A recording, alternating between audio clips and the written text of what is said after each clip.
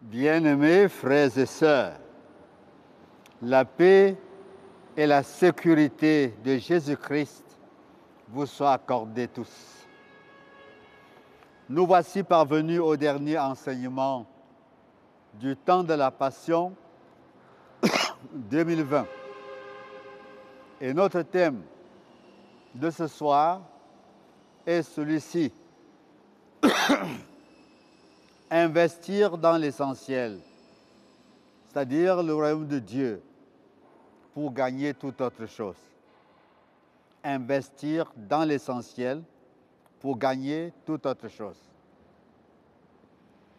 Pour maîtriser ce thème, nous allons dans un premier temps définir les termes investir et essentiel.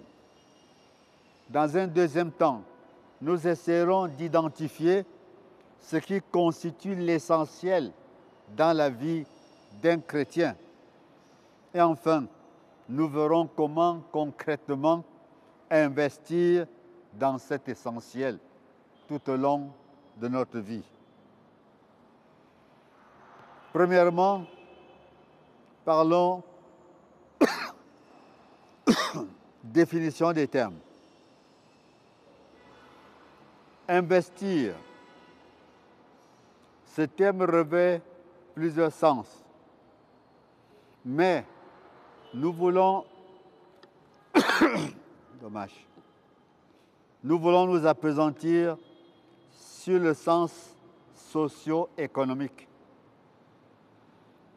À ce niveau, investir, c'est mettre son avoir et même son savoir au service des autres en vue d'en tirer un profit. Autrement dit, il s'agit de placer des fonds ou d'autres biens dans une activité économique dans le but d'en tirer un profit pour soi.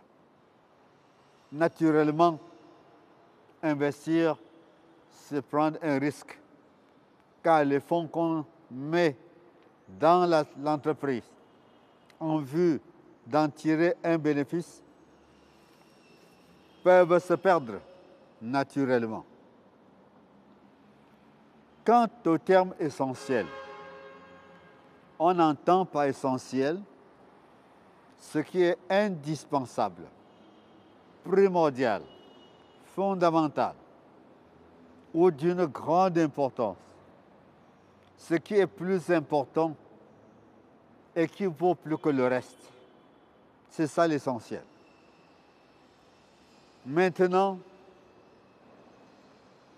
essayons de réfléchir pour voir ce qui constitue l'essentiel dans la vie d'un chrétien.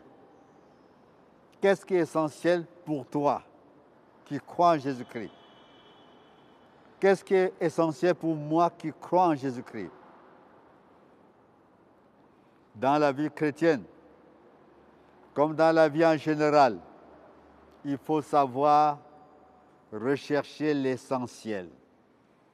Sinon, on passera le temps à s'embrouiller et, au soir de sa vie, on se rendra compte qu'on a raté le but de sa vie ou qu'on a vécu pour rien. Mais quel est cet essentiel qui devait nous préoccuper au plus haut niveau? Il s'agit, au fait, 1. De chercher premièrement le royaume et la justice de Dieu. Parce que l'homme sans Dieu ne vaut rien du tout. Et la vie sans Dieu ne vaut pas la peine d'être vécue. C'est vrai qu'il nous est si souvent difficile de vivre avec Dieu, parce qu'il y a ces exigences auxquelles il faut se soumettre. Mais il nous est impossible de vivre sans Dieu. Deuxièmement, il est question de retrouver la communion avec le Père céleste. Car tout homme, même chrétien, est pécheur. Et en tant que pécheur, nous sommes éloignés de Dieu et nous avons besoin de revenir à lui pour retrouver la communion avec lui. Car il n'y a pas de bonheur parfait sans la communion avec Dieu. Troisièmement, il est question d'avoir son nom inscrit dans les cieux. C'est très important. Jésus dit à ses disciples dans Luc 10, verset 20, « Ne vous contentez pas du fait que les démons vous sont soumis. Réjouissez-vous de ce que vos noms sont écrits dans les cieux. Réjouissez-vous de ce que Dieu vous connaît, de ce qu'il vous a adopté comme ses enfants. Réjouissez-vous parce que vous avez votre place dans la maison du Père. Et qu'avons-nous à chercher sinon de garantir une telle place dans la maison de Dieu? Quatrièmement, par-dessus tout, l'essentiel de la vie chrétienne, c'est la vie éternelle. Selon qu'il est écrit, car Dieu a tant aimé le monde qu'il a donné son Fils unique, Jésus-Christ, afin que quiconque croit en lui ne périsse pas, mais qu'il ait la vie éternelle. C'est un verset que nous connaissons parfaitement. Ainsi donc, pour un chrétien, le plus important dans sa vie, c'est de pouvoir être assuré qu'en quittant cette terre des vivants, il aura sa place auprès de Dieu. Qu'en quittant cette terre des vivants, il va atterrir dans la maison de Dieu et non dans le néant, ou encore moins dans le feu éternel. Maintenant, notre préoccupation, c'est comment investir dans l'essentiel pour ne pas rater l'essentiel. Comment investir pour le royaume de Dieu dans sa vie chrétienne de tous les jours. Comment investir pour la vie éternelle par la foi en Jésus-Christ. Le Nouveau Testament, dans le Nouveau Testament, nous avons beaucoup d'images qui invitent le chrétien à investir. Non pour des vains plaisirs, non pour des profits sans fondement, non pour des profits financiers et matériels, mais avant tout pour des profits hautement spirituels. C'est à cela que Dieu nous appelle. Ainsi, nous pouvons constater que dans Matthieu 13, verset 44, le Seigneur Jésus compare le royaume des cieux, qui est le lieu par excellence de la vie éternelle et du bonheur parfait. Il compare le royaume des cieux à un trésor caché, dont le sage qui en a fait la découverte part, vend tous ses biens et vient en prendre possession. Tellement c'est précieux. C'est l'essentiel de la vie. S'il rate ça, c'est qu'il a tout raté. Dans Apocalypse 3, verset 17, le royaume des cieux est assimilé à de l'or éprouvé et épuré, que le Seigneur conseille à chaque croyant d'en acheter à tout prix. Il conseille à chaque être humain d'en acheter à tout prix. Sinon, sa vie n'aura pas valu la peine d'être vécue. Quand nous évoluons vers Matthieu 6, verset 20, il est conseillé à l'homme d'amasser ses trésors, non pas dans les banques ou les cachettes par-ci par-là, mais dans le ciel, où son trésor sera en parfaite sécurité par rapport aux termites ou par rapport aux voleurs de tous bords. Il faut donc savoir où est-ce qu'on met son trésor. Car si tu mets tout ton trésor dans les affaires du monde, le monde finira avec tout ton trésor, tu n'auras plus rien. Mais si tu les mets pour la vie éternelle, Dieu, le Dieu éternel et tout-puissant et compatissant, saura les préserver et les mettre à ton actif au dernier temps. Ainsi donc, avec Jean 6, 27, le Seigneur nous invite à travailler, c'est-à-dire à investir, non pour la nourriture qui périt, mais pour celle qui subsiste pour la vie éternelle. Voyez donc à tout bout de champ, la vie éternelle est comme la chose la plus précieuse que nous devons avoir et que nous devons tout mettre en œuvre dans notre vie terrestre pour ne pas rater. Et de manière concrète et pragmatique, l'apôtre Paul nous fait savoir qu'en faisant du bien à tous, en abandonnant, en abondant en bonne œuvre à tous égards, en étant riches en libéralité et en générosité, nous serons en train d'amasser pour l'avenir un trésor immense sur un fondement sûr. Voilà le conseil de l'apôtre Paul. Bien-aimés frères et sœurs, et n'oublions pas que le prophète Ésaïe, dans cette même perspective, interpellait son auditoire en ces termes. Ésaïe 55, versets 1 à 2. Vous tous qui avez soif, venez aux eaux. Même celui qui n'a pas d'argent, venez, venez, achetez et mangez. Venez acheter du vin et du lait, sans argent, sans rien payer. Pourquoi pesez-vous de l'argent pour ce qui ne nourrit pas?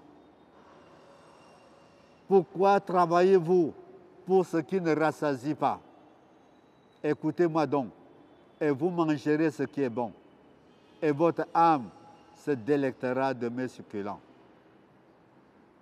Voilà pourquoi pesez-vous de l'argent pour ce qui ne nourrit pas, pour les futilités, pour les choses secondaires, tertiaires, les dernières choses, au lieu d'investir votre argent pour les choses qui durent éternellement.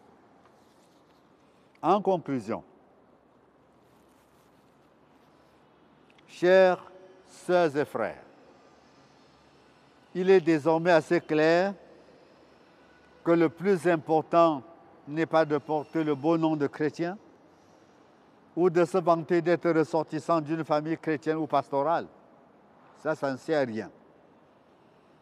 Il faut produire les fruits dignes de la foi en Jésus-Christ et les investir pour la vie éternelle. Les comptabiliser pour la vie éternelle. Bien plus, chacun de nous a reçu de Dieu au moins un talent qu'il peut et doit mettre au service des autres, selon qu'il est écrit que chacun de vous mette au service des autres les talents qu'il a reçus. Autrement dit, il n'est pas question pour nous d'enterrer notre talent ou nos talents, mais de les investir, d'investir nos trésors dans la vie des frères et des sœurs pour l'avancement du règne de Dieu. Investissons donc dans le royaume de Dieu, dans le royaume des cieux, pour la vie éternelle, à travers des dons de toutes sortes, en espèces, en nature, en service, etc., pour l'évangélisation, pour l'édification du peuple de Dieu, pour la formation des serviteurs de Dieu et pour la diaconie. si nous vivons, si Dieu nous donne la grâce de vivre, c'est justement afin que nous constituions jour après jour un trésor immense dans le royaume des cieux. Trésor que personne au monde ne peut nous arracher, mais que nous serons sûrs de retrouver au dernier jour. Voilà, bien-aimés, chers auditeurs, quelques réflexions que nous avons pensé à faire pour nous dans la perspective de notre thème du jour, investir dans l'essentiel. Cessons de courir à gauche et à droite, cessons de courir après le monde, investissons dans l'essentiel et tôt ou tard, nous ne le regretterons jamais. Que le Seigneur bénisse cet enseignement dans nos cœurs et dans nos vies. Je vous remercie.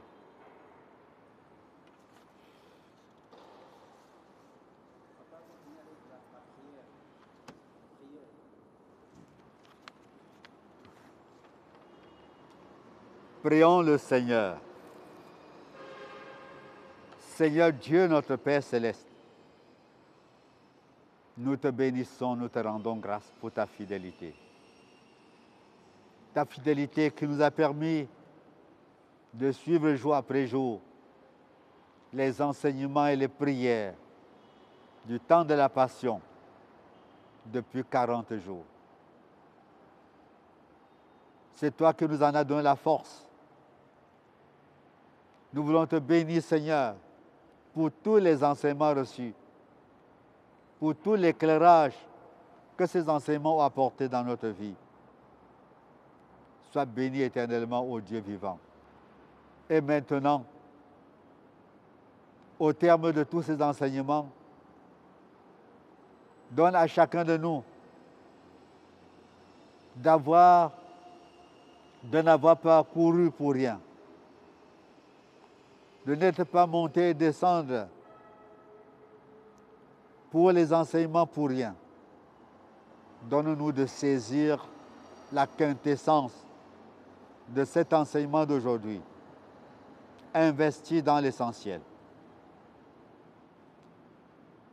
Car cela porte la sagesse.